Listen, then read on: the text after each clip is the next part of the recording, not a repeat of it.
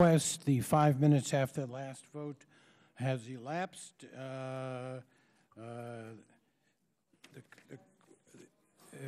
The clerk could tabulate the vote.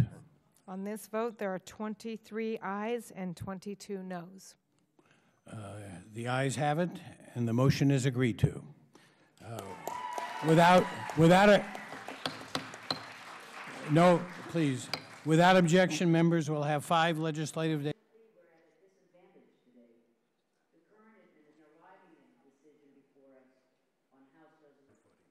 I urge my colleagues to support this.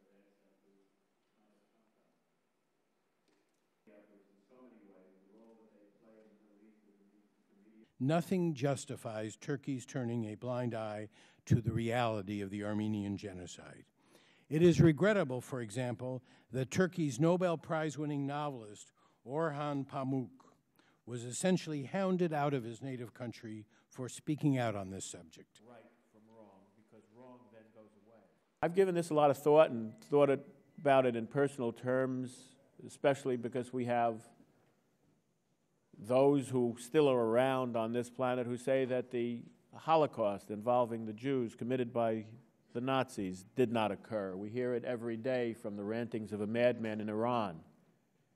And some people laugh at it, and some people are confused by it, and some people are inspired by it, and some people say, oh, it's only words.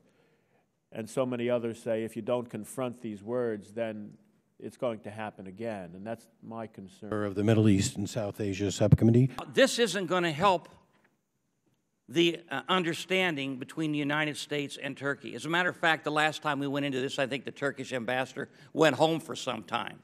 And if we pass this resolution, I think it's going to jeopardize the relations we have with Turkey. Namik Tan.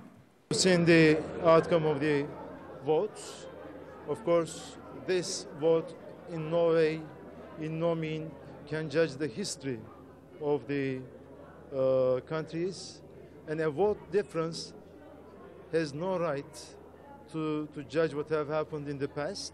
Condemning the British government for the potato famine government about the depredations of the Stalinist past in the 1920s and 1930s. We're very gratified that the House Foreign Affairs Committee chose to prevent Turkey from imposing a gag rule on U.S. foreign policy and decided to stand up for truth and justice and to bring forward the truth of the Armenian genocide. Sort of a tough crowd to begin with. Why did the White House ask that this vote be put off? Well, our focus is on ensuring that we continue to make progress on an issue that has, for almost 100 years, divided two countries. Through some very tough diplomatic work by Secretary Clinton, we've made progress to the point of we're on the cusp of normalization. And I think the President believes that passage of these protocols in the Turkish Parliament will make it that much easier. The political portfolio. Well, I think circumstances have changed in very significant ways. When President Obama took office and I became Secretary of State, we determined that the process undertaken by the Swiss in bringing the Turkish and Armenian governments together was a very worthy one that we intended to support, and we have done so. I was personally in Zurich at the time that the protocols for the normalization of relationship between the two countries were signed.